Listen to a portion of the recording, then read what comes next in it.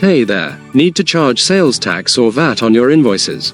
Setting up tax rates in FreshBooks ensures the correct amount is calculated automatically, keeping you compliant. Welcome back to Guide with Samuel. Here's the simple way to set them up. Navigate to Settings, and then Sales Tax, or Taxes. Click to add a new tax rate. Enter the tax name, e.g., CA sales tax, the rate percentage, and whether it's a compound tax. You can set multiple rates for different regions or types of goods.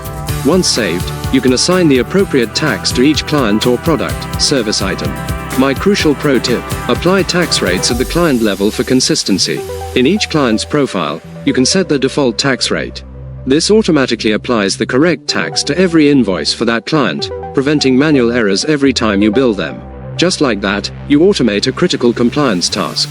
Do you have to charge multiple tax rates based on client location? How do you manage it? Let me know in the comments. For more guides on handling taxes, subscribe for more. Thanks for watching. I'm Samuel, and I'll see you in the next video.